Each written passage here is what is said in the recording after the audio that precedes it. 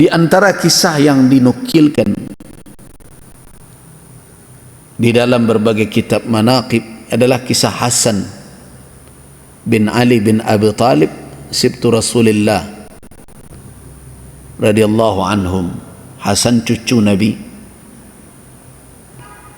karena pemurahnya. Jadi banyak orang di tempat Hasan tinggal itu, fuqara dan masakin, itu sering saja menemukan ada uang di depan pintu mereka. Pagi hari ketok pintu, ambil, kemudian setelah dibuka tidak tahu siapa orangnya, terus begitu. Nah, mereka tidak tahu ini siapa. Baru mereka tahu ternyata Hasan setelah Hasan tiada. Setelah dia tiada, uang tadi tidak ada lagi. Jadi makanya orang tahu. Ini tidak semua orang ingin kebaikannya itu menjadi cerita bagi orang lain. Nah, saya ingat ada kisah Syekh kami, Syekhul Azhar, Syekh Jadul Haq Ali Jadil Haq. Itu ketika saya di Mesir, beliau wafat, berganti dengan Syekh Muhammad Sayyid Tantawi rahimahullah. Ini Syekh Jadul Haq Ali Jadil Haq ini seorang ulama yang menarik untuk dikaji. Fatwa-fatwanya kadang terkesan oleh sebagian orang keras gitu ya, dan memang di masa dia Al-Azhar seperti ditakuti oleh sebagian orang. Bahkan waktu itu Presiden Mubarak menjadi Presiden Mesir, itu tidak bisa macam-macam dengan Al-Azhar. Begitu gambaran yang terlihat oleh orang. Nah, Syekh Jadul Haq ini ketika berkunjung ke satu negara kaya, kemudian diberikan titipan cek untuk beliau pribadi. Kenapa? Karena rumah beliau di lantai sekian, lantai 5 ya. Nah, tidak seperti rumah para pejabat. Padahal kedudukan Syekhul Azhar itu di Mesir setara dengan Perdana Menteri. Makanya kalau beliau datang berkunjung ke sini, semestinya menerima itu protokolernya adalah bukan Menteri Agama mestinya, tapi Wakil Presiden. Nah, setara itu, bukan orangnya ya, kedudukannya. Nah, kedudukannya. Nah, kemudian ketika diberi, belum menolak, tapi terus oleh kepala negara ini dipaksa juga untuk menerima. Akhirnya beliau ambil pemberian itu. Bersama beliau ada rektor Al-Azhar, dosen saya, dosen usul fikih saya, Dr. Abdul Fattah Husaini Al-Sheikh namanya. Nah, kemudian beliau serahkan, ini cek ini kamu ambil, masukkan semuanya ke kas kampus Al-Azhar, dan tidak perlu engkau ceritakan bahwa ini adalah hadiah raja ini untuk saya, ini untuk Al-Azhar saja. Kamu boleh bercerita, kalau ingin bercerita juga kepada orang, kamu pegang amanah ini setelah saya mati. Nah, setelah meninggalnya baru Dr. Abdul Fattah Husaini Syekh bercerita. Nah, itu diantara orang-orang yang amal kebaikannya tidak ingin diketahui orang. Beliau mungkin mengambil hadis Nabi Di antara 7 orang yang dinaungi oleh Allah Subhanahu wa taala adalah rajulun tasaddaqa, seseorang bersedekah hartanya, fa akhfa, dia sembunyikan, hatta la ta'lama simaluhu, sehingga tidak tahu tangan kirinya apa yang diberikan oleh tangan kanan. Nah, ada yang menarik, supirnya bercerita. Jadi supirnya ini karena begitu hormat kepada syekh ini. Syekh ini dia bukan orang ibu kota, tapi umpamanya dia tinggal di Jakarta, tapi dia asalnya mungkin dari Padang atau dari Palembang atau dari Lampung. Nah, ketika libur dia sering pulang ke kampungnya kalau liburan, hanya ingin menikmati istirahat di kamar yang dahulu seketika dia di kampung, itulah kamar yang dihuninya, yang isinya adalah cuma tempat tidur reot yang sudah usang, lemari usang di perkampungan. Disitulah dia ingin beristirahat. Nah, ketika akan ke kampungnya, apa kata supirnya? Ini supir yang digaji oleh dia. Kata dia, "Syekh, biarlah saya mengantar." Apa kata Syekh tadi? Tidak, kamu itu punya keluarga,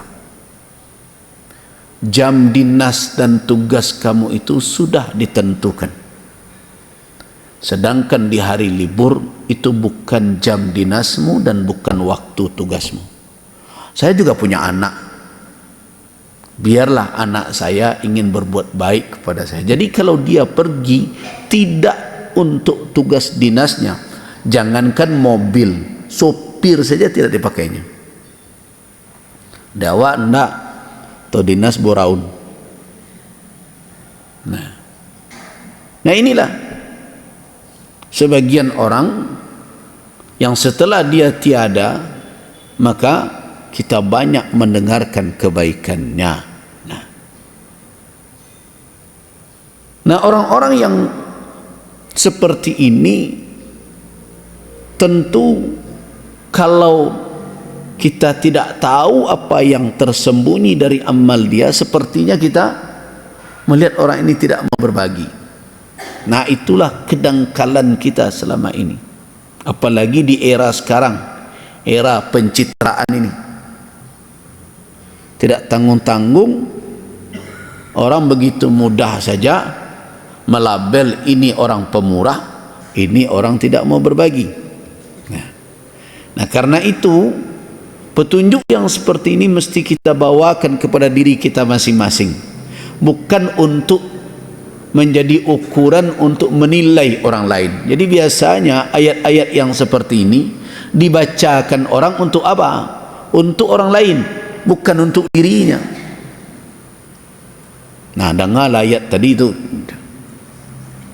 alladzina yabkhalun.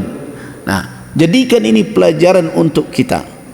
Betapapun kalau kita ingin terlepas dari kebakhilan, kadar minimal bawahnya jangan tahan kewajiban kita yang harus kita tunaikan.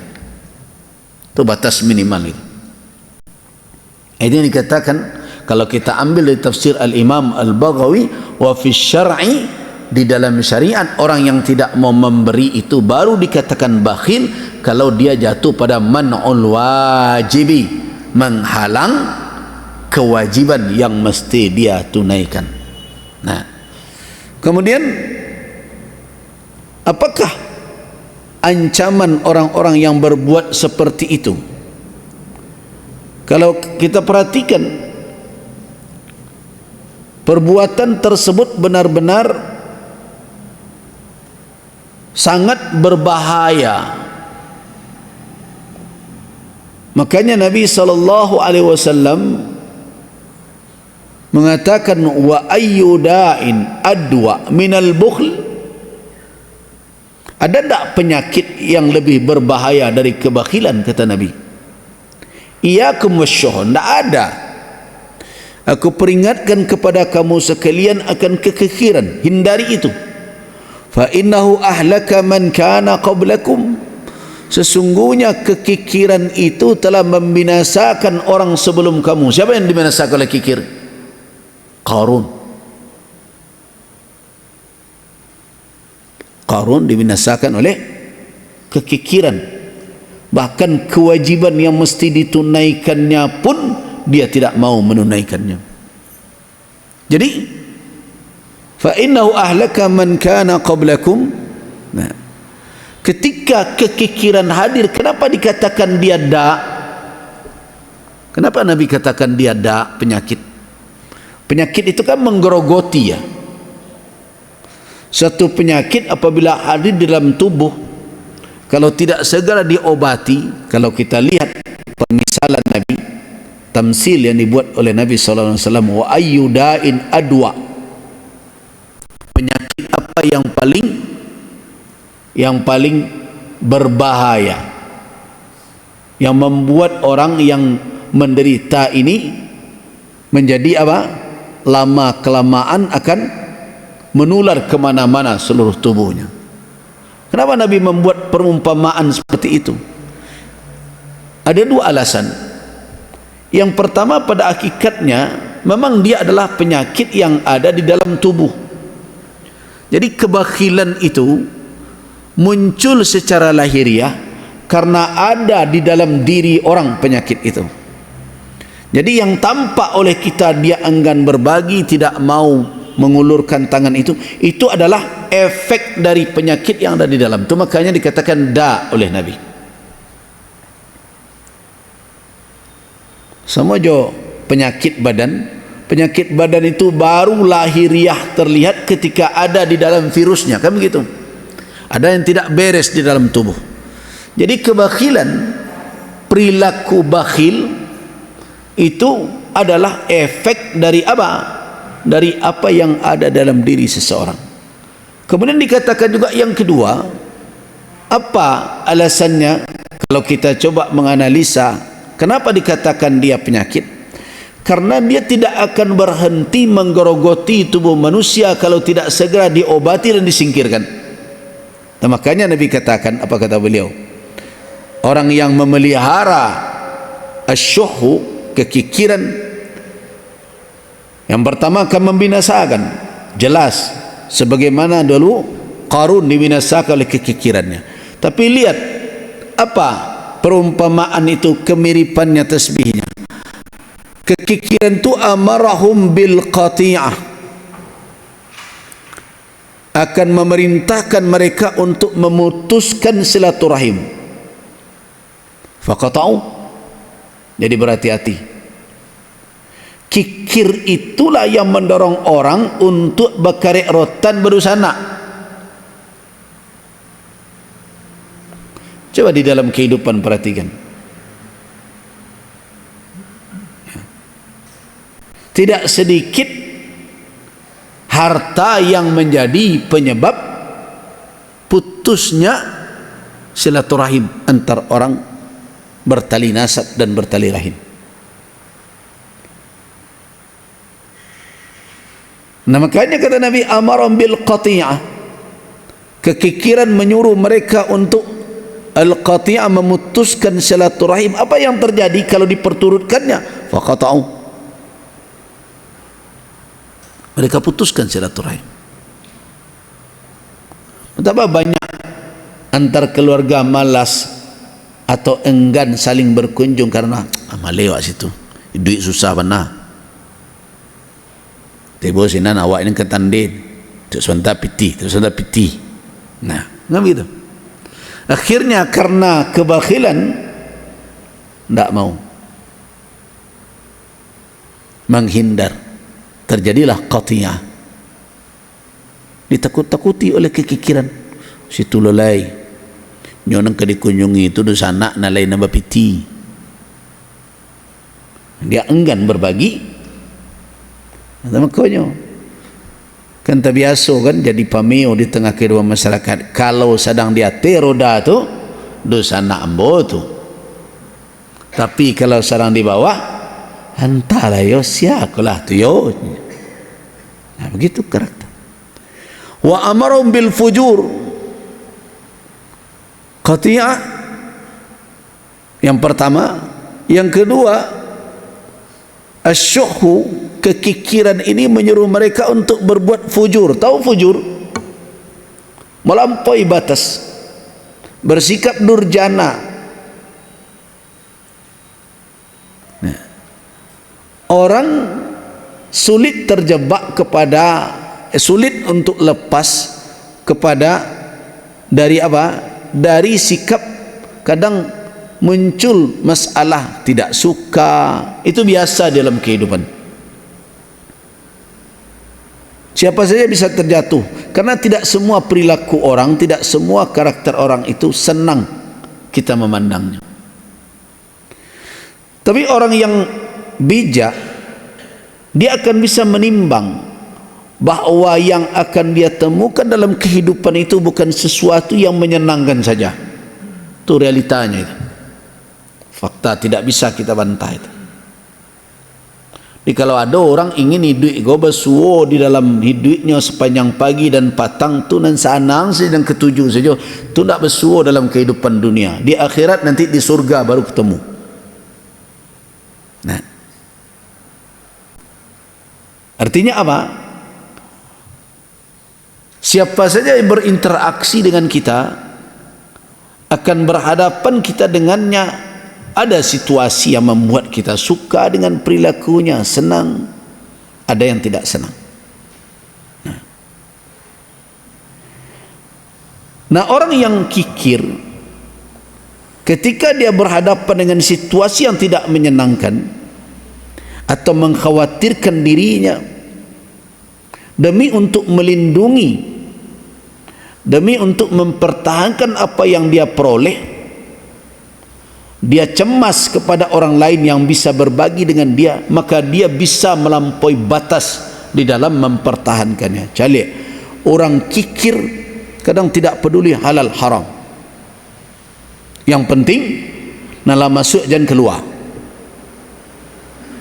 Makanya orang kikir itu sulit. Kalkulator tu tidak perguna dia nyo sadonya.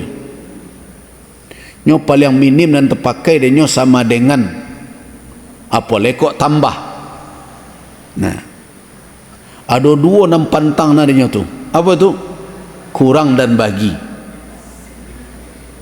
Orang kikir itu. Di kalau dia gaya kalkulator, orang kikir nyapui nan dua tu.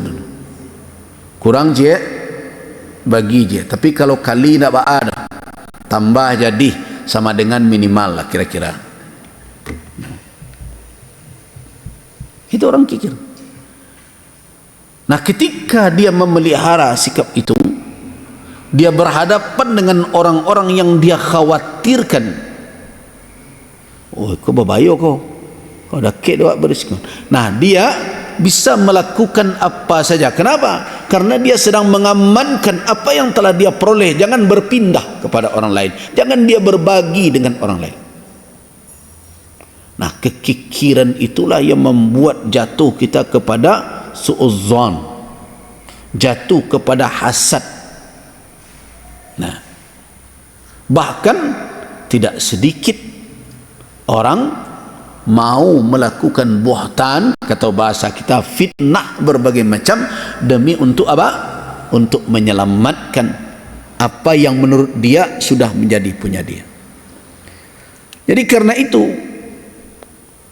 kalau kita lihat hadis ini, bahwa kikir itu adalah penyakit, benarkah dia penyakit yang bisa merebak? Iya, karena dia tidak hanya berhenti pada menahan apa yang dia miliki, tidak mau berbagi dengan orang lain, tapi malah berisiko kepada apa? Kepada merusak orang lain itu, memutus ikatan yang dijalin oleh Allah Azza wa Jalla, melakukan tindakan-tindakan kejahatan kepada orang lain. Kekikiran adalah salah satu faktor.